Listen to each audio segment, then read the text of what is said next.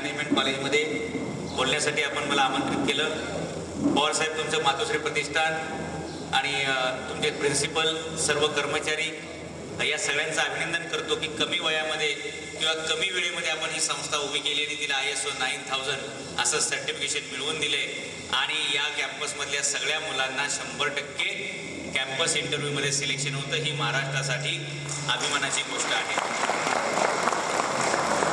म्हणजे एवढे चांगला कॅम्पस घडवणं, एवढे चांगले विद्यार्थी घडवणं आणि यांच्यातील माणूस घडवणं, याच्यासाठी अशा व्याख्यानमाला आयोजित करणं, याच्यासाठी मी मातोश्री प्रतिष्ठानचं पुन्हा एकदा अभिनंदन करतो.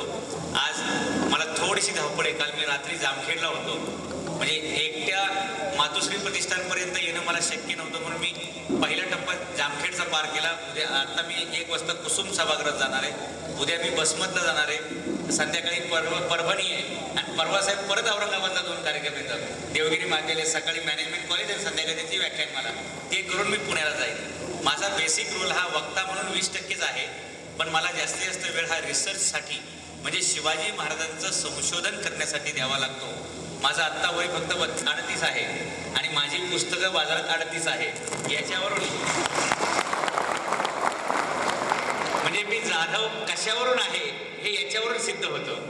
कारण जे जगाला अशक्य वाटतं त्याच कामाला हात घालणार त्याला जाधव म्हणतात. आणि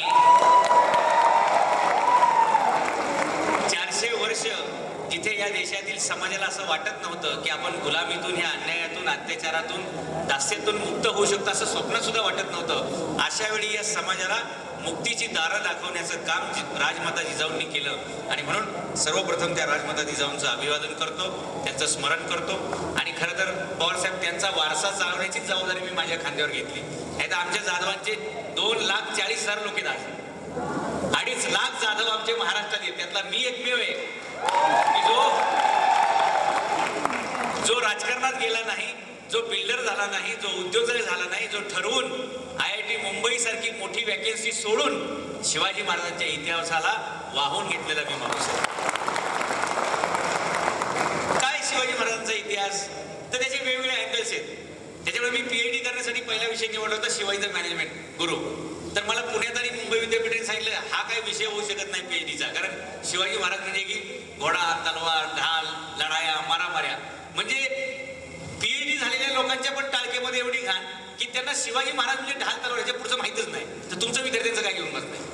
मग त्या प्रसंगातून प्रेरणा घेऊन मी ती PhD दिली सोडून ते पुस्तकच बाजारात आणलं. पहिल्याच वर्षात 1 लाख कॉपी पोरांनी विकत घेतल्या. म्हणजे लोकांना काय पाहिजे होतं हे ते सिद्ध झालं. आता त्याच्या 3 लाख कॉपी विकल्या गेल्यात. पुस्तक विकत घेणे महाराष्ट्राला नवीन गोष्ट आहे आणि त्याच्यात हे पुस्तक विकणं घेणं हे खूप नवीन गोष्ट आहे. माझ्या हे लक्षात आल्यामुळे मी नंतर उद्योजक शिवाजी महाराज लिहिलं, शिवाजी महाराजांचं अर्थशास्त्र लिहिलं, शिवाजी महाराजांचं इंजिनिअरिंग लिहिलं, शिवाजी महाराजांचं MBA लिहिलं. पुढच्या वर्षी मी शिवाजी द ग्रेट लीडर, एक नेता कसा असावा याच्यावरती पुस्तक लिहिणार आहे.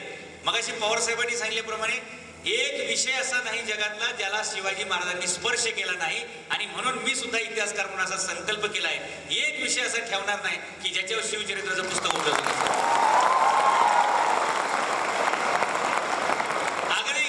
Shivaji Maharaj science and technology, Shivaji Maharaj आणि औषध मेडिसिन्स, ते शिवाजी महाराज आणि पर्सनॅलिटी डेव्हलपमेंट, ते शिवाजी महाराज आणि करिअर प्लॅनिंग, इथपर्यंत पुस्तकं मी काढणार आहे.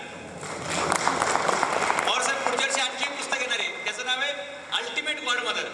अल्टिमेट गॉड मदर एका आईने आपल्या मुलाला काय शिकवायचं असतं, जिजाऊंनी शिवाजी महाराजांना KG to PG काय शिकवलं ते मी आपल्या समोर मांडणार. आणि मग आता लोक असं म्हणणार नाहीत की शिवाजी जन्माला यावे शेजारच्या घरात. आता स्पर्धा लावणार आहे मी लोकांची की प्रत्येक माय माऊली, प्रत्येक पालकाने असं म्हणलं पाहिजे आता शिवाजी जन्माला येणार, पण तो आमच्या घरात जन्माला येणार. आणि त्यासाठी पहिले आम्ही शहाजी जन्माला घालू, त्यासाठी आम्ही जिजाऊ तयार करू आणि मग शिवाजी महाराजांचा जन्म होईल. ज्यावेळी शिवाजी महाराजांच्या आईचा म्हणजे जिजाऊचा जन्म झाला, म्हणजे विचारांची परिपक्वता कशी असते बघा. मुलगी झाली ना तर माणसं वाट बघतात मुलगा कधी होईल, दुसरा होईल, तिसरा होईल, चौथा होईल. ती लाईन चालूच राहते जोपर्यंत मुलगा होत नाही. का? वंशाला दिवा पाहिजे. वंशाला दिवा चालतो, दिवटी चालत नाही का, पंथी चालत नाही का. म्हणजे किती खुल्या समजुती आहेत. लखुलीला पहिला मुलगा झाला, दुसरा मुलगा झाला, तिसरा मुलगा झाला. हा माणूस वाट बघतोय मला मुलगी कधी होईल. मुलगीसाठी माणूस वेटिंगला आहे. म्हणजे मुलगा आणि मुलगी याच्यामध्ये फरक केलाय का? महाराष्ट्राला हे माहीत पडलं नाही म्हणून आपल्याकडे ते मुंडेचं हॉस्पिटल निघालं. ते गर्भपात करत होता कोण मुंडे तो आता जेलमध्ये बघा, तो त्याची बायको सोनोग्राफी करायची. अरे गर्भातच तुम्ही जिजाऊ मारणार असताल तर शिवाजी महाराज कशी जन्माला येतील? आणि म्हणून 4 मुलांच्या पाठीमागे 5वी मुलगी झाली. मुलं झाल्यानंतर या माणसांनी साखर वाटलेली नसेल, पण मुलगी झाली याचा आनंद साजरा करण्यासाठी सिंदखेड राज्यामध्ये 10,000 लोकांना हत्तीवरून साखर वाटण्याचा विक्रम लखुजी म्हणून पहिले तुम्ही मुलींना सन्मान द्या, मुलींना चांगली वागणूक द्या. बऱ्याच ठिकाणी साहेब असा प्रॉब्लेम लोक करतात, मुलगा इंग्लिश शाळेत मुलगी मराठी शाळेत, का तर ती दुसऱ्याच्या घरी जाणार आहे म्हणजे दुसऱ्याच्या घरचं वाटलं का? असं करू नका. मुलगा आणि मुलगी हे समान नजरेतून तुम्ही बघितलं पाहिजे. आणि शिवाजी महाराजांना जिजाऊंनी शिकवलेलं हे पहिलं सोशल इंजिनिअरिंग आहे की तुम्ही जात धर्म पंथ लिंगभेद करायचा नाही. म्हणजे बघा, एक मुलगा घडवायचा माणूस घडवायचं म्हणलं ना तर त्याला कॉम्प्रिहेन्सिव्ह कोचिंग पाहिजे, त्याला सर्व बाजूनी घडवलं पाहिजे. आणि मग शिवाजी महाराजांचं इंजिनिअरिंग याच्यामध्ये 4 प्रकार आहेत बरं का. वस्तूचं इंजिनिअरिंग, माणसाचं इंजिनिअरिंग, जाती धर्माचं इंजिनिअरिंग आणि निसर्गाचं इंजिनिअरिंग. मराठ्यांचा जो इतिहास निर्माण झालाय ना तो या 4 इंजिनिअरिंगच्या वेगवेगळ्या फॅकल्टीज मध्ये आपल्याला डिवाइड करून अभ्यास करावा लागेल. वस्तूचं इंजिनिअरिंग करायचं म्हणजे काय करायचं? बेसिकली इंजिनिअरिंगची व्याख्या काय माहितीये का? तुम्ही इंजिनिअरिंगची लांब लचक डेफिनेशन सांगतात, मला ती नकोय, मला 3D म्हटली पाहिजे. 3D मध्ये कशी सिंपल होती तशी. इंजिनिअरिंग म्हणजे तुमच्या समोर काहीतरी प्रश्न आहे, अडचण आहे, प्रॉब्लेम आहे आणि त्याचं काहीतरी सोल्युशन पाहिजे. हे सोल्युशन म्हणजे इंजिनिअरिंग. मला मशीनची व्याख्या मी एकदम सोपी केलेली बरं का. माणसाचा शीन कमी करते तिला मशीन म्हणतात. साधी व्याख्या म्हणजे जे काम आपण हजारो तासांनी हजारो हातांनी करू शकतो तेच काम जर आपण युक्तीनं केलं तर त्याला इंजिनिअरिंग म्हणतात. आणि शिवाजी महाराजांच्या आयुष्याचं सगळं ब्रीदवाक्य इंजिनिअरिंगच आहे. आणि ते वाक्य होतं, शक्तीपेक्षा युक्ती श्रेष्ठ. याला इंजिनिअरिंग मध्ये काय म्हणतात की एखादा मोठा डोंगर उचलायचा शक्य आहे का? पण तो टेक्निकनं उचलला जाऊ शकतो. आणि म्हणून बघा, श्रीकृष्णाने गोवर्धन पर्वत उचलला, तो एका बोटावरती उचललेला आहे. हे इंजिनिअरिंगचं कमाल नाही तर काय?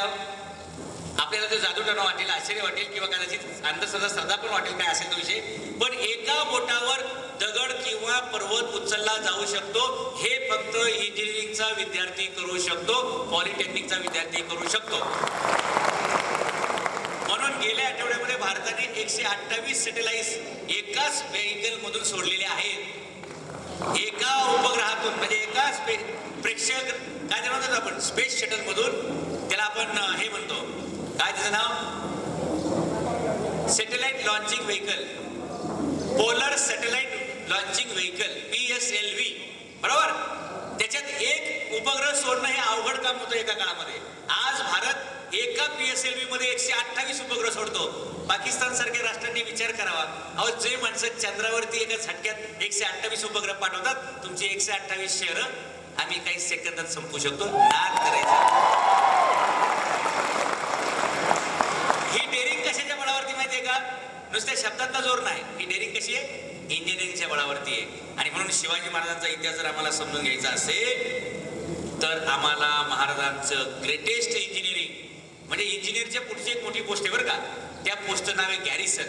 आणि एक्झॅक्टली जर मला व्यक्त करायचे असेल ना शिवाजी महाराज, तर Shivaji Maharaj was the greatest garrison of the world. जगातील विश्वातील सगळ्यात मोठा इंजिनियर म्हणून शिवाजी महाराजांची आपल्याला निवड करावी लागेल. बघा, ज्यावेळी शिवाजी महाराजांचा जन्म झाला त्यावेळेची परिस्थिती अशी होती की 1630 ते 1652 22-23 वर्ष सलग या महाराष्ट्रामध्ये दुष्काळ होता. परंतु तरी या 23 वर्षाच्या दुष्काळामध्ये एकही शेतकऱ्याचं जनावर उपासमारीनं तहानेनं मेलं नाही. हे सगळं शक्य केलं ते फक्त इंजिनिअरिंगच्या बळावरती. आणि ह्यासाठी महाराजांना काय लागलं तर पाऊस कसा पडेल म्हणून शिवाजी महाराजांचे अनेक आज्ञापत्र आहेत. त्याच्यात त्यांनी झाडे लावा, झाडे जगवा हा संदेश दिलेला आहे. झाडं तोडायची नाही असा संदेश दिलेला आहे. आणि तुम्हाला आश्चर्य वाटेल, महाराज पुण्यामध्ये आल्यानंतर महाराजांनी स्वराज्याचं काम नंतर सुरू केलंय. पहिलं काम शेतकऱ्याला जगवण्यासाठी काय लागेल याच्यासाठी इंजिनिअरिंग केलेलं आहे. आणि ते इंजिनिअरिंग म्हणजे जमिनीत असलेलं पाणी कुठं कुठे ते शोधणं, ते पाणी कसं अडवलं जाईल, ते पाणी कसं जिरवलं जाईल याच्यासाठी जागोजागी विहिरी, तलाव, धरणे आणि मान घालणे हे कार्यक्रम शिवाजी महाराजांनी केलेला आहे. त्याच्यानंतर 3 वर्षांनी शिवाजी महाराजांनी स्वराज्याची स्थापनेची घोषणा केलेली आहे. मग शिवाजी महाराज निसर्गाचं इंजिनिअरिंग, वस्तूचं इंजिनिअरिंग, माणसाचं इंजिनिअरिंग, ते जात धर्माचं इंजिनिअरिंग इथपर्यंत आहे. म्हणजे शिवाजी महाराजांचा काळ असा होता की त्या काळामध्ये आमच्याकडे मोगलांचं 7-7, 8-8 लाखाचं लष्कर यायचं आणि महाराष्ट्राची लोकसंख्या एकदम कमी. त्यामुळे एकट्या मराठ्यांच्या बळावरती एवढ्या मोठ्या सैन्य सागराचा पराभव करणं, सामना करणं शक्य नव्हतं. आणि म्हणून या देशामध्ये इथल्या धर्माने इथे कोणालाही शस्त्र धारण करायला परवानगी दिली नव्हती. म्हणजे तुम्ही क्षत्रिय व्हायचं नाही असा इथे अलिखित फतवाच होता. म्हणजे तुम्ही गुलाम राहिले तरी चालेल, तुम्ही दुसऱ्याच्या दास्यतेमध्ये राहिले तरी चालेल, पण तुम्ही हातामध्ये शस्त्र घ्यायचं नाही. शस्त्रबंदी, अस्त्रबंदी, ज्ञानबंदी, काय काय कसली कसली बंदी. शिवाजी महाराजांनी पहिलं इंजिनिअरिंग असं केलं की जर हा देश मुक्त करायचा असेल तर या देशावर आक्रमण करणारे लोक जर तलवारी घेऊन येत असतील तर आमच्या लोकांच्या हातात सुद्धा तलवारी दिल्या पाहिजेत. आणि घर तिथं मावळा, प्रत्येक घरात माझा माणूस जन्माला आला पाहिजे. म्हणजे बघा, आज इस्रायल सारखा देश सगळ्या मुस्लिम राष्ट्रांनी सभोवताली वेढलेला असताना तो इस्रायल सगळ्यांच्या छाताडा उभा राहून आपल्या देशाचं संरक्षण करतो. शिवाजी महाराजांचं एकच तत्व अंमलात आणले. त्या घरात जन्माला आलेला माणूस, तो मुलगा असो मुलगी, त्यांना 5 वर्षाचं लष्करी प्रशिक्षण कंपल्सरी आहे. म्हणून इस्रायल भीत नाही. आणि आपला देश एवढा मोठा 125 कोटीचा आणि चिरकुट चिरकुट बाजूचे देश आपल्याला बुटसूट धमकावत असतात, काहीतरी उद्योग करत असतात. जर शिवाजी महाराजांचं हे तत्व आम्ही अंमलात आणलं असतं तर जगातली सगळ्यात मोठी आर्मी म्हणजे 1.25 लाख कोटीची आर्मी आज आमच्या भारताकडे असती आणि जगाने कोणी आमच्याकडे वाकड्या नजरेनं बघितलं नसतं. म्हणून लष्करी शिक्षण पाहिजे बरं का. प्रत्येक मुलगा असो मुलगी, तुम्हाला वेळ आली ना त्याची किंमत कळेल. आज आपल्याकडे कसं आहे, त्याची गांभीर्य आपल्याकडे नाही अजून एवढं. पण शिवाजी महाराजांनी हे पहिलं इंजिनिअरिंग काय केलं तर माणसांचं इंजिनिअरिंग केलं. राष्ट्र सैन्याची निर्मिती केलेली आहे. आपल्याकडे कसं असेल त्यावेळी सैनिक म्हणला की फक्त तो क्षत्रियच. महाराजांनी ही व्याख्या बदलली. तुम्ही 12, 12, 18 पगड्यातले कुठल्या जातीचे असतात, तुम्हाला राष्ट्रासाठी उभं राहायची इच्छा असेल ना, या, मी तुम्हाला घोडा देईल, मी तुम्हाला तलवार देईल, मी तुम्हाला क्षत्रिय करील. आणि या क्षत्रियांना एकच नाव दिलं, तुम्ही मराठा आहात. 12, 12, 18 पगड जातीच्या सगळ्या लोकांना एकाच शब्दामध्ये गोवलं आणि त्याचं नाव आहे मराठा. तुम्ही सगळ्यांनी मला वाटतं 300 पिक्चर बघितला असेल इंग्लिश मधला. एक इंग्रजीमध्ये 300 नावाचा पिक्चर आलता. हा, त्या पिक्चरमध्ये एक स्पार्टाचा राजा असतो, स्पार्टाचा राजा, त्याचं नाव लिओनार्ड. आणि तो त्याच्या एका मित्राला बोलवतो मदतीला आणि समोर लाखभर सैन्य उभं असतंय आणि तो स्पार्टाचा राजा त्या मित्राला बोलवतो. तो त्याची 5-10 हजाराची फौज घेऊन येतो. स्पार्टाच्या राजाची सैन्य किती असतं माहितीये का, फक्त 300. आणि समोर शत्रू किती आहे, लाख. आणि मदतीला किती आल्यात, 5000. तर हा 5000 सैन्य घेऊन आलेला जो राजा आहे ना, तो म्हणतो बेटर वी शुड लिव्ह. आपण इथून माघार घेतलेली बरी, कारण माझे 5000 आणि तुमचे 300 म्हणजे 5300 लोक 1,00,000-1.25 लाख फौजेचा सामना करू शकत नाही. आपण सगळे मारले जाऊ, तुम्ही माघार घ्यायला पाहिजे. त्यावेळी तो लिओनार्ड राजा, तो स्पार्टाचा राजा विचारतो, हे तू सैन्य घेऊन आलायस का 12 बोलतेवर घेऊन आलायस ते सांग. म्हणजे तू सैनिक घेऊन आला का कोण घेऊन आलाय. मग तो राजा त्यांची इंटरव्ह्यू घेतो. ते सैनिक उभं असतं ना, त्या सैनिकाला विचारतो, तुझं नाव सांग. ते प्रत्येक जण आपापली जात सांगायला लागला. त्याला काय विचारलं, तुझं नाव सांग. तर माणसं काय सांगतात त्याची, मी कोळी आहे, मी महार आहे, मी मातंग आहे, मी तेली आहे, मी रामोशी आहे. म्हणले याच्यामुळे तुझं सैन्य 5000चं असलं तरी टिकावं लागणार नाही. आता मी माझ्या सैनिकांना विचारतो किंवा तू विचार. आणि तो त्याच्या सैनिकांना विचारतो, माझ्या सैनिकांनो, शूरवीरांनो, सांगा तुमची जात काय, तुमचा धर्म काय, तुमचा राष्ट्र काय, आणि तुमचा पंथ काय, तुमची भाषा काय. तर ते 300 सैनिक हातातला भाला उंचावून एकच शब्द सांगतात की आमचा देश, आमचे राष्ट्र, आमची जात, आमचा धर्म, पंथ आणि भाषा एकच, स्पार्टा, स्पार्टा आणि स्पार्टा. आणि मग तो लिओनार्ड राजा सांगतो, हे तुझं हे बाजारबंद 5000चं सैन्य घेऊन जा. ह्या लाखभर सैन्याला माझे 300 लोक पुरेसे आहेत. हाच इतिहास आम्ही घोडखिंडीमध्ये जर नेला तर समोर बघा 5000 सैन्य आणि शिवाजी महाराजांचे 300 लोक उभे येतं. आणि त्यांना जर कोणी विचारलं की सांगा तुमची जात, सांगा तुमचा धर्म, सांगा तुमचा पंथ, सांगा तुमची भाषा, तर काय सांगितले ते 300 लोकांनी, फक्त एकच शब्द, मराठा, मराठा आणि मराठा. उगच नाही, एक मराठा, याला म्हणतात प्रबोधन. कुठे गेले शिवाजीराजे, एक मराठा लाख मराठा, एक मराठा लाख लोकांच्या बरोबर असतो. हे शिवचरित्राचं इंजिनिअरिंग आहे. शिवाजी महाराज म्हटलं की जात धर्म पंथ ह्याच्यावर बघायचं बरं का. त्या माणसाला चौकटीमध्ये घालायचं नाही कधी पण. कारण शिवाजी महाराजांच्या आई वडिलांचं स्वप्न काय होतं माहितीये का? शिवाजी महाराज महाराष्ट्राचे राजे व्हावे, भारताचे राजे व्हावे, जगाचे राजे व्हावे. हे छोटी छोटी स्वप्न आहेत, ही आपली स्वप्न असतात. मुलगा वर्गात पहिला आला, कॉलेजमध्ये पहिला आला, युनिव्हर्सिटीत पहिला आला. महाराजांच्या आईचं काय एवढं छोटं स्वप्न होतं का? महाराजांच्या आई वडिलांनी लिहून दिलं. काय लिहून दिलं? प्रतिपत चंद्र लेखे वर्धिष्णोर विश्ववंदिता शहाश्नो शिवशेषा मुद्रा भद्राय राजते. या राजमुद्रेमध्ये एक शब्द आहे, तो खूप महत्वाचा आहे. तो आपण लोकांनी समजून घेतला नाही म्हणून गडबड झाली. शिंदे साहेब, शिवाजी महाराज हे महाराष्ट्राचं आराध्य दैवत नाही, चुकून नाही, 100% सांगतो नाही. आपण त्यांच्यावर असं म्हणून अन्याय करतो. शिवाजी महाराजांच्या आई वडिलांनी त्यांच्या राजमुद्रेत स्पष्ट लिहून दिले, विश्व वंदिता. आता विश्व म्हणजे काय हो तुम्हाला सांगतो. महाराजांनी स्वराज्याची स्थापना केली, घोषणा केली, ते पुणे जिल्ह्यामध्ये. पुणे जिल्हा महाराष्ट्रामध्ये येतो. महाराष्ट्रासारखी 32 राज्य एकत्र केली तर भारत तयार होतो. भारतासारखे अनेक देश एकत्र केले तर आशिया खंड तयार होतो. असे 7 खंड एकत्र केले तर एक पृथ्वी बनते. अशा अनेक पृथ्वी एकत्र केल्या तर एक आकाशगंगा बनते. आणि अशा अनेक आकाशगंगा गॅलेक्सी एकत्र केल्या तर एक विश्व, एक युनिव्हर्स बनतं. आणि शिवाजी महाराज हे विश्वाचे राजे आहेत. जग केवढं मोठं आहे, म्हणून मिस युनिव्हर्स, जगातील विश्वसुंदरी म्हणजे विश्वसुंदरी हा बहुमान जेवढा आहे की नाही, तसा आपल्या राजांचा अभिमान आहे, स्वाभिमान आहे आणि गौरव आहे की विश्ववंदिता. याच्या पुढे शिवाजी महाराजांना जेव्हा पण आम्ही बोलवू ना, नावाने बोलू, त्यावेळी विश्ववंदे शिवाजी महाराज हाच अचूक शब्द आहे. महाराष्ट्राचे आराध्य दैवत म्हणले की छोटं होईल, मराठ्यांचे म्हणले की आणखी छोटं, त्याच्यात पवारचे, भोसलेचे, जाधवाचे, निंबाळकरांचे म्हणले की आणखी छोटं होईल. त्यापेक्षा महाराज म्हणजे तुमचे आमचे सगळ्यांचे. म्हणून तुमचं आमचं नातं काय खरंय की नाही? मग आई वडिलांनी आपल्या मुलाला जर मोठं स्वप्न दाखवलं ना, तर ते मुलगं मोठं होत असतं. आणि त्याला जर छोटं स्वप्न दाखवलं, वर्गात पहिला ये, तर काय होईल? वर्गातच पहिले ये. वर्गात पोरं किती असतात? इनटेक कॅपॅसिटी 60 आणि त्याच्यात ह्याची गाठ आणि त्याच्यात ह्याचा नंबर पहिला. आपली स्पर्धा कशी पाहिजे? जगाशी. शिवाजी महाराजांच्या सैन्यामध्ये काम करणारे लोक कोण आहेत माहितीये का? पोर्तुगीज, इंग्रज, फ्रेंच, डच, आफ्रिकेतून काही लोक आलेले आहेत, रशियामधून काही लोक आलेले आहेत, तामिळनाडूतून काही लोक आहेत, आंध्रमधून आहेत, केरळमधून आहेत. 13 देशातले लोक शिवाजी महाराजांच्या पदरी काम करतात. आणि असे एवढे मोठे शिवाजी महाराज फक्त महाराष्ट्राचे आराध्य दैवत. It's wrong. महाराजांचं इंजिनिअरिंग आपल्याला कळलेलं नाही. आपण टप्प्याटप्प्याने समजून घेऊया. शिवाजी महाराजांच्या काळामध्ये सैन्य, शस्त्र आणि किल्ले यांचं प्रचंड महत्व होतं. आणि म्हणून शिवाजी महाराजांनी आले पैसे की बाण किल्ला, आले पैसे की बाण किल्ला. साहेब तुम्ही पण ते समीकरण राहा. आलं वर्ष, आली नवीन फी की नवीन डिव्हिजन वाढवणे, आली नवीन डिव्हिजन वाढवणे. मला साहेबांनी आलेलं सांगितलं आमचं कॉलेज नवीन आहे. साहेब तुमचं कॉलेज नवीन आहे पण तुमचा इतिहास जुना आहे, कारण तुमच्या मुलांना 100% रिक्रुटमेंट होते. जगात मागणी म्हाताऱ्या सुंदरीची नसतेच हो, जगात तरुण सुंदरीचीच मागणी असते. तुमची संस्था तरुण आहे, त्याची मागणी जास्त आहे. त्याच्यामुळे आम्ही शिवाजी महाराज समजून घेताना किल्ल्यांशिवाय, घोड्यांशिवाय, हत्यारांशिवाय शिवाजी महाराज आम्ही समजूच शकत नाही. समजून घ्या.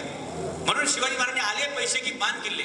आयुष्यामध्ये बघा कितव्या वर्षी महाराजांनी पहिल्या किल्ल्याचं डिझाईन केलं, कितव्या वर्षी महाराजांनी पहिला किल्ला बांधला माहितीये का? वयाच्या 17व्या वर्षी, म्हणजे जेव्हा आपण 12वी पास होतो ना, त्या वर्षी शिवाजी महाराजांनी पहिला किल्ला स्वतः डिझायनिंग केलाय आणि स्वतःच्या उपस्थितीमध्ये बांधकामाला सुरुवात केलेली आहे. त्या किल्ल्याचं नाव आहे राजगड. गडांचा राजा तो राजगड आणि राजांचा गड तो राजगड. आता हा किल्ला कसा आहे? हा जो बांधलेला किल्ला आहे त्याचं आपण आपलं सर्टिफिकेशन चांगलं करू. पण 1982 साली, कधी? आता 30 वर्षापूर्वी 1982 साली पोर्तुगालची राजधानी लिस्बेन, काय त्या शहराचं नाव? लिस्बेन. त्या ठिकाणी जागतिक गडकोट किल्ल्यांची स्पर्धा झाली. शिवाजी महाराजांनी वशिला लावला, सेटिंग लावला असं म्हणायला जागा आहे का? महाराजांचं निधन कधी झालं? 3 एप्रिल 1680. आणि किल्ल्यांची स्पर्धा कधी आहे?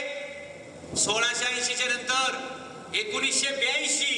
महाराजांच्या मृत्यूनंतर 302 वर्षांनी स्पर्धा झाली, जगातील उत्कृष्ट किल्ले बांधण्याची स्पर्धा. आणि त्यात पहिला नंबर कोणाचा आला माहितीये का? राजांनी 17व्या वर्षी बांधलेल्या राजांच्या गडाचा, राजगडाचा. शिवाजी महाराजांचं इंजिनिअरिंगचं ज्ञान किती पक्का असेल हो. म्हणून ज्याला राजा व्हायचंय त्यांनी इंजिनिअरिंगचं ऍडमिशन घेतलं पाहिजे आणि इंजिनियर झालं पाहिजे. पॉलिटेक्निक मध्ये गेलं पाहिजे, पॉलिटिक्स मध्ये नाही. Politics is not suitable for the characteristic people. राजकारण हे काय आपलं तुमचं माझं काम नाही. सज्जन माणूस त्या चिखलात गेला ना, त्याचा कमळ पण नाही राहत आणि काय नाही, फक्त मळच होऊन जातोय. जाऊच नका. आपलं बघा, शिवाजी महाराजांचं नाव शिवाजी का ठेवलं माहितीये तुम्हाला? आपल्याला पवारसाहेब लहानपणी इथे सांगितलं लोकांनी, शिवनेरीवर जन्म झाला, तिथे शिवाई देवी होती, अमुक होतं. मग मला सांगा ना, बीडमध्ये जन्म झाला तर कोणाचं नाव बीड ठेवलं का? गेवराई जन्म झाला तर नाव गेवराई ठेवलं का? नांदेडमध्ये पोरग जन्माला त्याचं पोर नांदेड ठेवलं का त्याचं नाव? लोह्यामध्ये जन्माला तर त्याचं लोहा नाव ठेवलं का? कंधारमध्ये जन्माला त्याचं नाव कंधार ठेवलं का? मग गडावर शिवाजी महाराजांचा जन्म झाला शिवनेरी म्हणून नाव शिवाजी असतं का? असं असतं का? आपल्याला कोणीतरी काहीतरी सांगितलं की आपले लोक खुलेच, म्हणजे वरचा मेंदू खालीच आपला मोकळाच, वरचा माळा मोकळाच. कोणीतरी हो म्हटलं की लगेच हो, म्हणजे गणपती दूध पितो, लागली खुली लगेच लाईन लावायला. अरे असं नसतंय. तुमच्या घरात तुमचं जिवंत लेकरू आहे, त्याला दूध पाजा, तो तुमचा खरा गणपती आहे. पण त्याला न पाजता त्याला पिठाचं पाणी पाजायचं आणि मातीच्या मूर्तीला पी पी पी. नशीब गणपती दूधच पिला.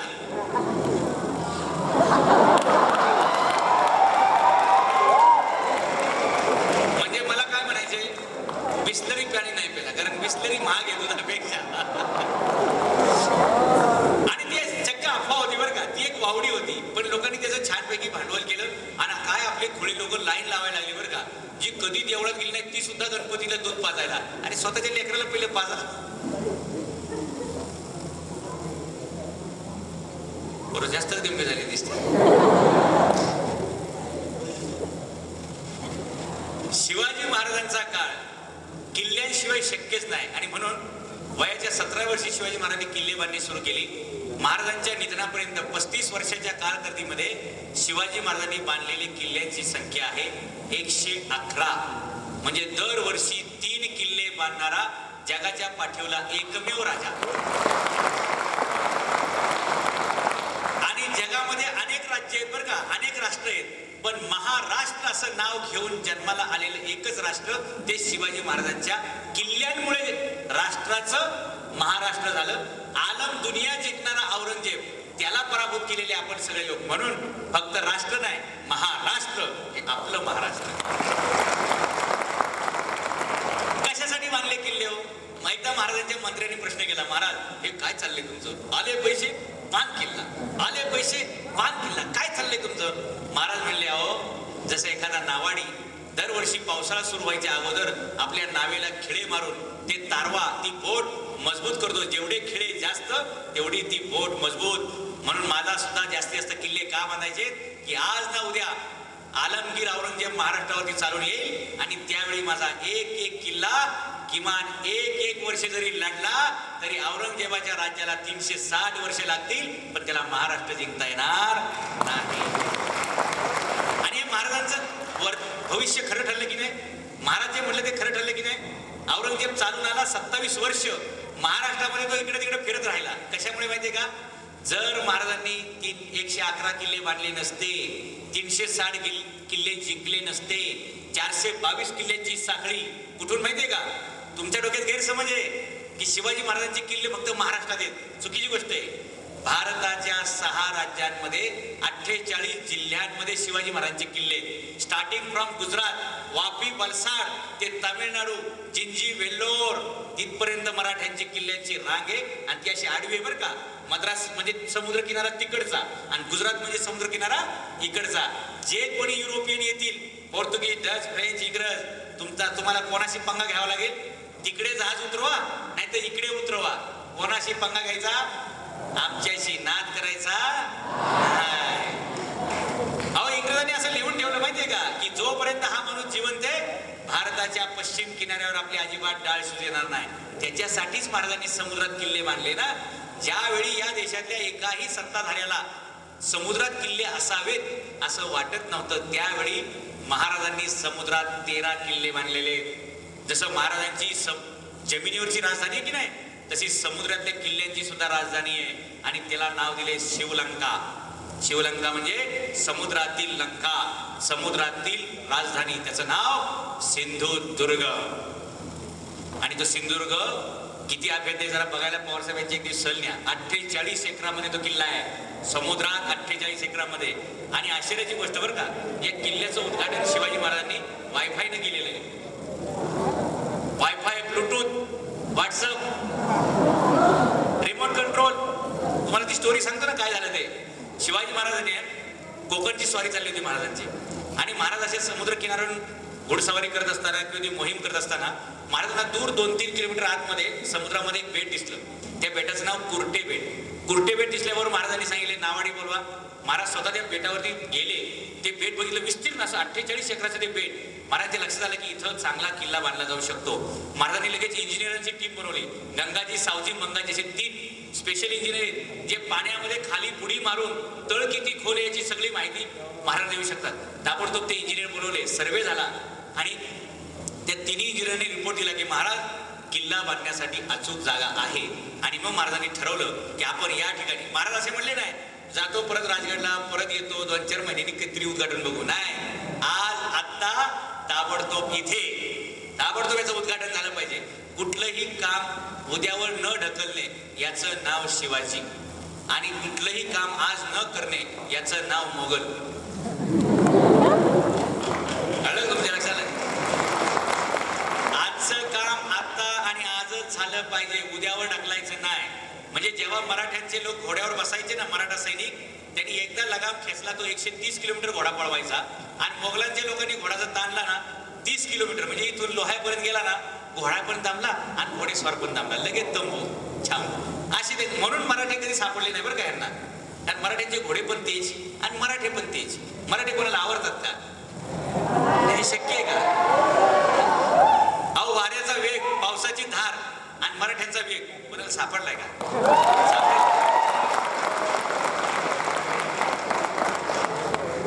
आणि शिवाजी महाराज आपण समजून घ्यायचे तर फक्त मेंदूवान पाहिजे. मी तुम्हाला सांगत होतो, जगात पहिल्यांदा वायफाय ब्लूटूथनं किल्ल्याचं उद्घाटन करणारे शिवाजी महाराज आहेत. ते मी तुम्हाला सांगत होतो. गंगाजी, सावजी, मंगाजी या 3 इंजिनियरांनी रिपोर्ट दिला की किल्ला बांधला जाऊ शकतो. आता त्या काळच्या प्रथेनुसार कुठलंही काम करायचं म्हणलं तर त्यावेळी ब्राह्मण लागतो. मग तिथे राजोपाध्ये वगैरे काही पुरोहित लोक होते. महाराज म्हणले ते आपल्याला किल्ल्याचं उद्घाटन करायचे, ते काही लोकांची इच्छा आहे, पूजा करायला चला. ते म्हणले पूजा करायची आमची इच्छा आहे, पण नावेत बसता येणार नाही, कारण 4 किलोमीटर आतमध्ये जायचं ना. म्हणले महाराज म्हणले का नाही, समुद्रबंदी आहे. माणूस बोटीत बसला आणि पाण्यावरचा प्रवास केला तो नरकात जातो. महाराज म्हणले वा, काय समजूत आहे राहू. आता महाराजांची अडचण आहे ना, किल्ल्याचं उद्घाटन तर करायचे, लोकांना मान्य पाहिजे ते, आणि हे तर यायला तयार नाहीत. महाराज म्हणले एक काम करा, मी तिकडं कुर्टे बेटावर जाऊन उभा राहतो आणि तिकडं माझा कार्यक्रम सगळा सुरू राहील. तुम्ही इकडून मंत्र म्हणायचे आणि इकडून नारळ फोडायचा, ब्लूटूथने किल्ल्याचं उद्घाटन होईल. पण किल्ल्याचं उद्घाटन होईल. आणि महाराजांनी करून घेतलं. 4 किलोमीटरचं मध्ये अंतर आहे. ते पुरोहित लोकांची पूजा कुठे चालली आहे? समुद्र किनाऱ्यावर. आणि महाराज पुढे कुर्टे बेटावर. आणि ती महाराजांची शिवलंका, तो महाराजांचा सिंधुदुर्ग किल्ला. आपल्याला वाटतंय आपणच टेक्नॉलॉजीचे बाप आहोत, पण आपला बाप टेक्नॉलॉजीचा बाप होता.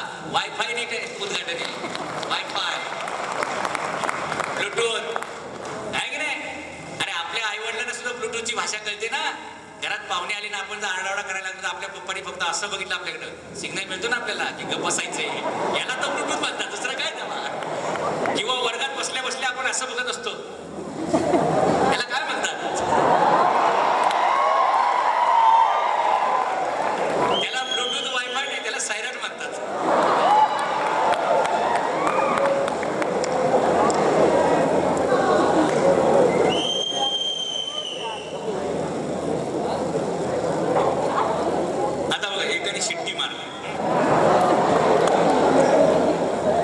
शिट्टी मारली, हा इंजिनिअरिंगचा एक भाग आहे. आणि तो इंजिनिअरिंगचा विद्यार्थी आहे. तुम्हाला सांगतो ना, पूर्वीच्या काळामध्ये शिट्टी का वाजवली जायची? कारण 3 किलोमीटर, 4 किलोमीटर, 5 किलोमीटर अंतरावरती तुमचा आवाज पोहोचू शकत नाही, म्हणून मराठ्यांनी किंवा त्या काळातल्या राजांनी, त्या काळातल्या गुप्तहेर लोकांनी सिग्नलची यंत्रणा म्हणून शिट्टीचा उपयोग केला. आपण आपण शिट्टीचा उपयोग सुट्टीसाठी करतो तो हा वेगळा आहे. ठीक आहे. आता हे जे शिट्टी वाजवली त्याच्यावर मी सांगतो बरं का, मला बाकीचा पुढचा विषय घ्यायचा आहे. शिवाजी महाराजांच्या काळामध्ये कम्युनिकेशनचा प्रॉब्लेम होता की नाही? होता. मग शिवाजी महाराज रडत बसले का की माझ्या माणसाला 50 किलोमीटरवरती मला 2 मिनिटात मेसेज द्यायचा आहे, कसा देणार मी? माझ्या माणसाला मला 500 किलोमीटरवरती 5 मिनिटामध्ये मेसेज द्यायचा आहे, कसं देणार मी? हे आपल्यासमोर आव्हान आहे. आणि ते आव्हान इंजिनिअरिंगचं आव्हान आहे. आणि शिवाजी महाराजांनी ते लिहिलंय, सोडवलं. तुम्हाला इतिहास सांगतो मी, तुमच्या लक्षात येईल की महाराजांचं साऊंड इंजिनिअरिंग, कम्युनिकेशन इंजिनिअरिंग कसं आहे महाराजांचं.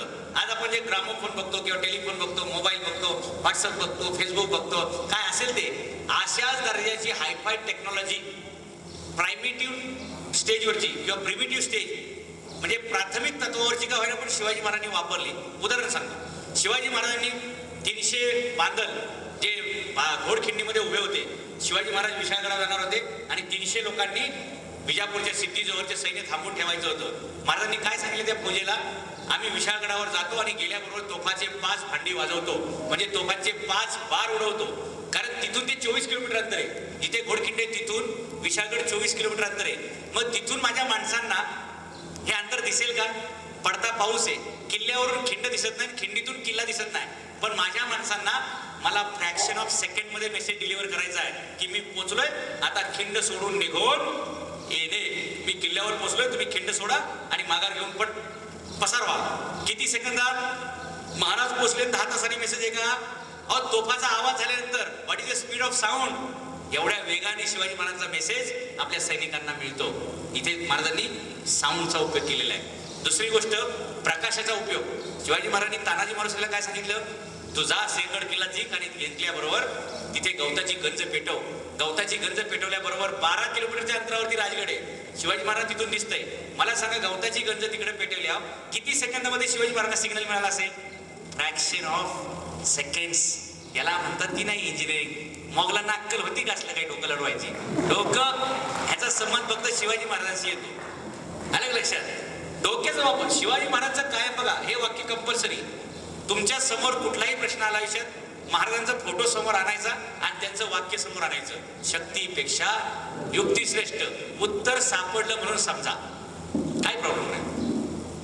मी सांगितलं तुम्हाला साऊंड, मी सांगितलं तुम्हाला लाईट, प्रकाश. ह्या दोघांचं कॉम्बिनेशन पण करता येतं बरं का. शिवाजी महाराज जेव्हा आग्र्याला गेले ना, आग्र्याला गेल्यानंतर तिथे एक काळोजी कुंभार होता. हा कुंभार कोण होता माहितीये का? जो पुण्यामध्ये एका ठिकाणी त्याचं चांगलं मडके बनवण्याचा धंदा होता. औरंगजेब दक्षिणचा सुभेदार असताना एकदा त्याची स्वारी तिकडून चालली होती आणि त्याला काही भांड्यांची गरज पडली, तर त्यांनी ती मागवली. ती मागवली तो म्हणला, रे एवढी चांगली भांडी बनवणारा कुंभार कोण आहे, जरा बोलून आणा. आणि त्याला सांगितलं, तू इथं काय करतोय? तुला विजा देतो, पासपोर्ट देतो, तू आग्र्याला येतोस का? आता इथल्या जर पोराला कोणाला सांगितलं चला अमेरिकेला तुला ग्रीन कार्ड देतो, ते एका पायावर तयार होईल. ते अमेरिकेत आणि ग्रीन कार्ड, त्याला तिकडे नेऊन ठेवला. कुठं? आग्र्याला. आणि ह्याचा डेटाबेस, मतदार यादीची नोंद कुठे आहे? शिवाजी महाराजांच्या लॅपटॉपला आहे. की एक आपला माणूस 25 वर्षापूर्वी औरंगजेबाने आग्र्यामध्ये नेऊन ठेवलाय, त्याचं नाव काळोजी कुंभार. आणि जिथं माझा डेरा आहे तिथून 3 कोसावरच त्याची फॅक्टरी आहे, म्हणजे ती भट्टी आहे. शिवाजी महाराजांचं 12 मेला औरंगजेबाच्या वाढदिवसाला गेले. तिथं काही प्रकरण झालं तुम्हाला सगळ्यांना माहिती आहे. औरंगजेबाच्या वाढदिवसाला सगळा विचकाच करून टाकला महाराजांनी, म्हणजे डिसमिस, दरबारच बरखास्त. मग बादशाह काय गप्प बसणार का? महाराज दरबाराच्या बाहेर पडले की त्यांनी हळूच ऑर्डर दिली, कैद करणं. पहिले नजर कैद, नंतर कैद करणं. 14 मेलाच बादशाहनी लगेच, म्हणजे 13 मेला रात्रीला महाराजांना मारायचा प्लॅनच केला. डायरेक्ट फिनिशर बरं का, की एवढा मोठा दरबारात ज्यांनी माझा अपमान केला तो कशाला जगला पाहिजे, फिनिश करा. पण प्रॉब्लेम असा झाला बरं का, काय महाराजांचं इंजिनिअरिंग आणि मॅनेजमेंट असेल. बादशाहनी रात्री ही ऑर्डर काढली, सकाळी एक्झिक्यूट होणार त्याच्या अगोदर दुसराच प्राणी बादशाहच्या दारावर जाऊन थडकला. त्याचं नाव रामसिंग. आणि तो रामसिंग काय सांगतो बादशाहला माहितीये का? निकाल डालो, अपने दिमाग से ख्याल निकाल डालो. बादशाह म्हणला, क्या निकाल डालो? बोले, कल रात को जो साइन किया ना तुमने कि शिवाजी को कत्ल करो, वो ख्याल दिमाग से निकाल डालो. बादशाह म्हणला, तू माझा नोकर आहे का मी तुझा नोकर आहे? तू मला डायरेक्ट ऑर्डर देतोस? ते म्हणले, हे विसरायचं नाही की शिवाजी हा राजा माझ्या बापाला जामीन ठेवून आग्र्यामध्ये आलेला आहे. आणि जर शिवाजीच्या केसाला धक्का लागला तर तुम्ही 85,000 राजपुतांनी औरंगजेबाची वीट ना वीट, दाढी ना दाढी हिसकावून काढायची. कळलं का मला काय म्हणायचे? शिवाजी महाराजांनी मिर्झा राजेकडून असं लिहून आणलं होतं बॉन्ड की मी तुझ्या विश्वासावर आग्र्याला जातोय, पण माझ्या केसाला जर धक्का लागला ना तर त्याची जबाबदारी तुझी आहे. आणि मिर्झा राजे जयसिंगनं शिवाजी महाराजांना आग्र्यामध्ये जाताना एक पत्र दिलेलं आहे आणि ते पत्र रामसिंगच्या नावाला आहे. आणि रामसिंगला काय लिहिले त्यांनी की पोरा, आज तुझ्यावर खूप मोठी जबाबदारी मी सोडतोय. शिवाजी महाराज माझ्या शब्दावर अवलंबून राहून आग्र्याला येत आहेत, त्यांच्या जीवाच्या रक्षणाची हमी तुझी, जबाबदारी तुझी. तू मारला गेला चालेल, पण शिवाजीच्या केसाला धक्का लागता कामा नये. आता असं पत्र असल्यावर रामसिंग गप्प बसतो का? गेला बादशाहला डायरेक्ट सकाळी सकाळी भांडण. बादशाहनी लगेच ती ऑर्डरचा कागद फाडून टाकला, कॅन्सल. आता ह्याच्यात गमक असं आहे बरं का की बादशाह विचार काय करतोय, रात्री ज्यावेळी मी ही ऑर्डर काढली त्यावेळी मी आणि माझा वजीर म्हणजे फक्त सेक्रेटरी आम्ही दोघंच हजर होतो. ही ऑर्डर सकाळी एक्झिक्यूट होणार, रात्रीत रामसिंगला कशी कळली? म्हणजे माझी कोण कोण माणसं फुटलेली आहेत बाबा, ही बातमी लीक कशी होते? म्हणजे ही बातमी डायरेक्ट शिवाजी महाराजांना कळाली आणि शिवाजी महाराजांनी रात्रीच रामसिंगला बोलवलं. रामसिंगला वाटलं काय महाराज आजारी पडले, काय टेन्शन बिन्शन असेल म्हणून बोलवलं. तर शिवाजी महाराज त्याला आल्यानंतर म्हटले, अरे तुला लाज वाटली पाहिजे. रामसिंग विचारच करायला लागला की डायरेक्ट आबरूच काढतोय माणूस, काय प्रकरण काय? अहो म्हणले, तुझ्या वडिलांच्या शब्दावर विसंबून मी इथपर्यंत आलो आणि तुझा बादशाह मला मारायची ऑर्डर काढतो, तू काय झोपा काढतोस रात्रीच्या? लगेच रामसिंग म्हणला, बघू बघू ते पत्र. म्हणले, एक जेरॉक्स कॉपी आणली आहे, उद्या सकाळी अंमलबजावणी होणार आहे, एक कॉपी. आणि मग तू रामसिंग गेला. काय नेटवर्क असेल या माणसाचं की शत्रूच्या दरबारात जाऊन सुद्धा तिथे काय कागदपत्र झेरॉक्स मारली जातात. म्हणजे एखाद्याने पेपर इकडं काढावा, दुसऱ्याने व्हॉट्सअपवरती तिसऱ्याला पाठवावा. सैन्य भरतीचा पेपर फुटला ना परवा, फुटला की नाही पेपर? आणि कॉलेजची पोरं तर वाटच बघत असतात कुठून पेपर मिळेल. सोपं पर्याय, तुम्हाला पेपर पाहिजे का परीक्षेचा? मी देऊ शकतो. पाहिजे का तुम्हाला? लायब्ररीत जायचं आणि गेल्या 5 वर्षाचे चांगले पेपर कोळून काढायचे. कोळून कळलं तुम्हाला, छानपैकी अभ्यास करून काढायचे. तुम्ही नापास होऊ शकत नाही. 5 वर्षाचे पेपर फक्त अभ्यास करायचे. कारण या देशात 5 वर्षांनी प्रश्न रिपीट होतो. जसं 5 वर्षांनी नेता रिपीट होतो, तसं आपल्या देशात प्रश्न रिपीट होतो. आणि हे अधिकाऱ्यांना मी का सांगतोय माहितीये का? 5 वर्षे मी पण मास्तरकी केलेली आहे. मी सिनियर कॉलेजला शिकवत होतो. मास्तर काही लय अभ्यास करून शिकवतात असा गैरसमज असेल डोक्यात.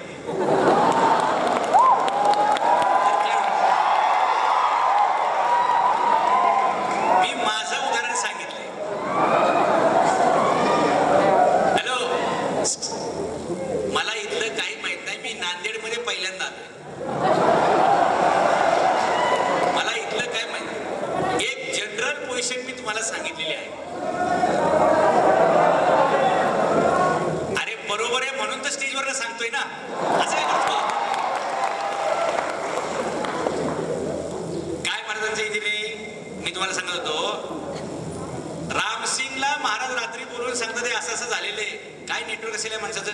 कम्युनिकेशनचं इथे वेगळी नाही की तिकडं बातमी म्हणजे तिकडं आदेश पार व्हायच्या अगोदर शिवाजी महाराजच्या कानावर येऊन थडकतो. आणि मग शिवाजी महाराज लगेच 14 मेला संभाजीराजांचा वाढदिवस. आता वाढदिवस तर बादशाहने बोलून घेतलं बरं का. काल एवढी मोठी चूक झाली बादशाहकडून. पत्र अंमलात यायच्या अगोदर शिवाजी महाराजांना कळलं ना राव. मग आता सारवासारव कशी करायची? 12 मेला घटना घडली, 13 मेला रात्री मारायचा हुकूम. कारण 14 मेला संभाजीराजांचा वाढदिवस. मग मुलाला बातमी काय द्यायची वाढदिवसाची? तर तुझ्या बाबाची हत्या केली. म्हणजे मोगल ह्याच्यामध्ये एक्सपर्ट बरं का, फसवून हत्याकांड करणे वगैरे तर काय माहीत असते. बादशाहनी 14 मेला संभाजीराजांना बोलवून घेतलंय बरं का. आणि त्यांना स्वागत सत्कार करून बरेच काही बक्षीस दिलेले बड्डेचं. 6,000 माणसं तर ते होतेच होते. आणि इतिहास बघा, 6 वर्षाचा पोरगा, 8 वर्षाचा पोरगा मोगलांच्या दरबारात म्हणजे केंद्राच्या मंत्रिमंडळामध्ये 6,000 मनसबदार म्हणजे मंत्री आहे, कॅबिनेट मंत्री आहे. वयाच्या 8व्या वर्षी केंद्रात मंत्री होण्याचा मान इतिहासात फक्त एकाच राजाच्या नावावर आहे आणि तो शंभूराजांच्या नावावर आहे. ऑफिशियल. आणि मग शिवाजी महाराजांनी बादशाला काय पत्र लिहिलं माहिती का? 13 तारखेला. हे रात्री झाले, सकाळी पत्र काय? जिथे माझा अपमान झाला अशा ठिकाणी मी परत येणार नाही, परंतु उद्यापासून आमचे चिरंजीव शंभूराजे माझ्या वतीनं दरबारामध्ये हजर राहतील. आणि तसे ते 6,000 मनसबदार होते. म्हणजे ऑफिशियल काम होतं. म्हणजे महाराजांनी घेतलं अंग काढून संभाजीराजांना केलं पुढं. आणि संभाजीराजे रामसिंगला घेऊन गेले कुठे? या काळोजी कुंभाराच्या घरी. रामसिंग मडकी तपासतोय आणि संभाजी महाराज त्या काळोजी कुंभाराकडे बघतायत. काळोजी कुंभाराकडे बघितल्यानंतर त्याला सिग्नल मिळाला, ब्लूटूथ कारण सगळ्या पेपरमध्ये फ्रंटला एकच बातमी होती की शिवाजी महाराज बादशाहच्या भेटीला आग्र्याच्या दरबारामध्ये येत आहेत. सगळीकडे ब्रेकिंग न्यूज ती होती. आणि शिवाजी महाराजांच्या सोबत शंभूराजे पण येत आहेत. एक काळोजी कुंभारला कळायला किती वेळ लागतो, बरोबर ना? रामसिंगला त्यांनी सांगितलं तू पुढे हो, मी अजून काय वस्तू खरेदी करतो पाठीमागून येतो. रामसिंग गेला पुढे वड्या बसून, संभाजी महाराज मागे उभे राहिले. खिशातून त्यांनी वॉलेट काढली, पेटीएम, त्यांनी ते सोन्याच्या मोहर असतात की नाही, ती पिशवी कमरेला असते, त्या काळामध्ये वॉलेट असायचं, असं ते काढलं, त्या कुंभाराच्या हातात ठेवलं. म्हणले हुजूर काय सेवा? म्हणले काही नाही, हे सोन्याचे सगळे 800 रुपये मोहर आहेत, 5-10 लॉऱ्या बुक करा आणि तेवढी लाकडं भरून इकडं आणा. उद्यापासून तुमचं हे मडकी बनवणे, गाडगी बनवणे, कप अशा बनवणे हे काम बंद. महाराज आमच्या पोटावर पाय का काय? म्हणले काय नाही, एवढे पैसे दिलेत ना, काम बंद पैसे चालू. महाराज मग मी करायचं काय? म्हणले एकच काम करायचे, भरपूर लाकडं आणून ठेवायची, नंतर पावसाळा पण सुरू होणार आहे, पावसात सुद्धा भट्टी विजता कामा नये, दिवसा फक्त धूर काढायचा आणि रात्री फक्त जाळ काढायचा, जेणेकरून जेव्हा केव्हा आबासाहेब आणि आम्ही डेऱ्यातून सुटू त्याच्यानंतर पहिले आम्ही तुझ्या घरी येऊ, इथे 4 घोडे दिमतीला ठेवणार आहोत. आम्ही सुटलो की फक्त किती प्रवास करायचा आहे? 3 कोस म्हणजे 9 किलोमीटरचा प्रवास संपला. परत बादशाला काही शिवाजी महाराज सापडत नाही. शिवाजी महाराज आग्र्यातून जे सुटले त्याला कारण काळोजी कुंभारांनी दिलेली सूचना बरोबर अंमलात आणली. सकाळ सुरू झाली की धूर करायचा आणि रात्र झाली की बरोबर आग नुसती जाळच्या जाळ करायचा. बादशाहच्या गुप्तहेर यंत्रणेला याचं कधी गांभीर्य वाटलं नाही की एक कुंभार आपली मडकी बनवायचं काम बंद करतो आणि त्या भट्टीत पाणी ओतत राहतो, दिवसा फक्त धूर, रात्री फक्त आग. हे समीकरण काय हे कळलं नाही, म्हणून बादशाहचा धूर आणि जाळ संगाट. महाराज 17 ऑगस्टला बाहेर पडले, एकटे बाहेर पडले तर समजू, आपल्या लेकराला घेऊन बाहेर पडले तर समजू, पण सोबत नेलेल्या 3000 बॉडीगार्ड पैकी एकही शिपाई, एकही कर्मचारी बादशाला सापडू शकला नाही. महाराज सही सलामत पुण्याला आले. हे जबाबदारी फक्त काय आहे? महाराजांचं इंजिनिअरिंग कौशल्य आणि त्यातलं कम्युनिकेशनचं कौशल्य, ती सिग्नल यंत्रणा. जर सिग्नल चुकला असता तर सुटलेले महाराज परत चुकून औरंगजेबाच्या डेऱ्यात कुठतरी जाऊन बसले असते. अरे मी चालूय का, परत पेढ्या पडल्या असत्या हातामध्ये. हे सगळं झालं नाही कारण कम्युनिकेशनची यंत्रणा. पहिले महाराजांनी काय उपयोग केला? साऊंड. मग काय? प्रकाश. इथे काय उपयोग केलाय? धूर आणि प्रकाश. आणखी एक उदाहरण सांगतो. महाराजांचा राज्याभिषेक झाला ना, प्रत्येक किल्ल्यावर पांढरा धूर केला होता.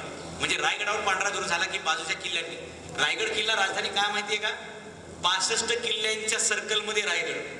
म्हणजे रायगड पाडायचा म्हटला ना तर पहिले 65 किल्ले जिंकावे लागतात. काळ आणि गांधारी नदी पार करावी लागते. 4500 फूट उंच चढावं लागतं. पहिला महादरवाजा तोडावा लागतो. ती तटबंदी तोडल्यानंतर परत 2000 फूट वर चढावं लागतं आणि तेव्हा रायगड किल्ला दिसतो. आणि हे बापाला कोणाचे शक्य नसतंय, म्हणून ती राजधानी रायगड. महाराजांचं इंजिनिअरिंग बरं का. आणि हे महाराजांनी कधी बांधलं माहितीये का? राजगड महाराजांनी वयाच्या 17व्या वर्षी बांधायला सुरुवात केली आणि रायगड शिवाजी महाराजांनी कधी बांधायला सुरुवात केली माहितीये का? 1656. म्हणजे महाराजांचं वय किती हो? 1630 ते 1656. पहिली राजधानी वयाच्या 17व्या वर्षी, दुसरी राजधानी वयाच्या 26व्या वर्षी, आमची पहिली नोकरी वयाच्या 30व्या वर्षी. जेवढ्या कमी वयामध्ये आपण ग्रास्पिंग कॅपॅसिटी वाढवू ना. म्हणून माझी विनंती आहे, सगळीच पुढे तुम्ही जे शिकताय ना कॉलेजमध्ये, कॅन्टीनचा सगळा वेळ डायव्हर्ट करा आणि तो लायब्ररीमध्ये कन्वर्ट करा. जेवढा वेळ तुम्ही लायब्ररीत बसताल, जेवढं जास्त वाचन करताल, जेवढं जास्त चिंतन मनन करताल, तेवढं जास्त आयुष्याचं कल्याण होईल. लायब्ररीत बसले ना, आरचीचा प्रश्न सुटला आणि परशाचाही प्रश्न सुटला. लक्षात घ्या, आपले आई वडील एवढी फी भरतात, आपले शिक्षक एवढे कष्ट करून आपल्याला शिकवतात, ते एकाच हेतूने की या मुलाचं कल्याण झालं पाहिजे. आपण आपली भिवंडी करायच्या भानगडीत पडायचं नाही. जास्तीत जास्त वेळ हा ग्रंथालयामध्ये, लायब्ररीमध्ये दिला पाहिजे. जो काय आपला विषय आहे त्याचं सर्वांगीण ज्ञान जास्तीत जास्त आपल्याला कसं प्राप्त करून घेता येईल त्या दिशेने आपण विचार केला पाहिजे. मी तुम्हाला सांगतोय, रायगड किल्ला सांगतो की महाराजांनी हा वयाच्या 26व्या वर्षी बांधायला घेतला. बरं, हा बांधण्यापूर्वी शिवाजी महाराजांनी साईट सर्वे बघण्यासाठी बरं का खास इंजिनियर बोलवले. त्यांचं नाव काय माहितीये का? शहाजीराजे भोसले. की पप्पा मला इथे राजधानी बनवायची विचार आहे, पण तुमचं पण काय मत आहे मला जरा सांगा. म्हणजे याला आपण एक्सपर्ट ऍडवाइस म्हणतो की मला ऍडवाइस पाहिजे. शहाजीराजे खास आपला मुलगा कुठली जागा निवड करतो ह्याचं कौतुकाने बघण्यासाठी कर्नाटकवरनं महाराष्ट्रामध्ये आले आणि बापले दोघंही रायगडावरती गेले. त्यावेळी त्याचं नाव रायरी होतं आणि ते रायरी बघितल्यानंतर शहाजीराजांनी सर्टिफिकेट दिलं, ISO 9000 सर्टिफिकेट दिलं. काय राजे तख्तास हीच जागा उत्तम. काय सर्टिफिकेट आहे? तख्तास म्हणजे राज्याभिषेकास हीच जागा उत्तम. महाराजांचा राज्याभिषेक कधी झाला? 6 जून 1674. आणि ही घटना कधी सांगतोय मी? 1656. 18 वर्ष अगोदर राजधानी कुठं असली पाहिजे, राज्याभिषेक कुठं झाला पाहिजे हे ठरवलं जातं. आणि मग त्या राज्याभिषेकाला तुम्हाला सांगतो, आपण एक चित्र बघतो राज्याभिषेकाचं. त्याच्यामध्ये एक इंग्रज वकील असा मुजरा करताना दाखवलाय. त्याचं नाव काय माहितीये का? हेनरी ऑक्झिंडन. आणखी एक इंग्रजांचा वकील होता टॉमस निकोलस. तो 3 जूनला काय अर्जंट काम आलं गव्हर्नरचं म्हणून खाली उतरला. पण हा हेनरी ऑक्झिंडन मात्र राज्याभिषेकाच्या वेळी तिथं गडावर हजर होता. महाराज किती हुशार असतील बरं का. 6 जूनचा राज्याभिषेक आहे ना, मे पासूनच बोलवलं होतं. मे पासून का बोलवलं माहितीये का? की माझा राज्याभिषेकाचं लाईव्ह टेलिकास्टिंग आणि रेकॉर्डिंग झालं पाहिजे. इंग्रज, फ्रेंच, पोर्तुगीज या सगळ्या युरोपियन लोकांना जाईल तिथे डायरी मेंटेन करण्याची सवय असते. आणि म्हणून ते सगळं हे वर्णन, पाहुणे कोण कोण आले, महाराजांचं वजन किती झालं, महाराजांना नजराना किती भेटला, या सगळ्या गोष्टींचं इत्यंभूत रेकॉर्ड इंग्रजांकडे बरं का. आणि महाराज किती हुशार असतील म्हणून महाराजांनी इंग्रजांना बोलवलं, फ्रेंचांना बोलवलं, डचांना बोलवलं, सगळ्या युरोपचे बरेच लोकांना बोलून टाकलं. आता हे जिथून वर आले की नाही, त्या रायगडची वाट एकदम छोटी आहे. ते वर आल्यानंतर तो टॉमस निकोलस तर परत गेला, पण हा हेनरी ऑक्झिंडन मात्र गडावरती होता. पहिल्या दिवशी दमला होता बिचारा, झोपला का आराम केला. दुसऱ्या दिवशीपासून त्यांनी रायगड किल्ला बघायला सुरुवात केली. त्याला 300 इमारती दिसल्या रायगडावरती. रायगडची किल्ल्याची त्यावेळची लोकसंख्या 10,000. आता महाराजांचं विचार बघा, 10,000 लोकांना वर्षभर पुरेल एवढा पाणी साठा. 9 तळी आहेत रायगडावरती, गंगासागर वगैरे असेल ना, मोठमोठी 9 तळी आहेत. आता तुम्हाला असा विचार पडतो, महाराजांनी काही JCB वापरली, पोकलेन वापरलं, डायनामाइट वापरलं, काय वापरलं की एवढी मोठमोठी तळी, एवढं मोठं बांधकाम केलं? महाराजांचं वैशिष्ट्य आहे झिरो बजेट हत्यार किंवा झिरो बजेट प्लॅनिंग. एकही दगड महाराजांनी खालून वर नेलेला नाही. जे काय आहे ते जिथं प्रोडक्शन सेंटर तिथंच मार्केटिंगचं सेंटर.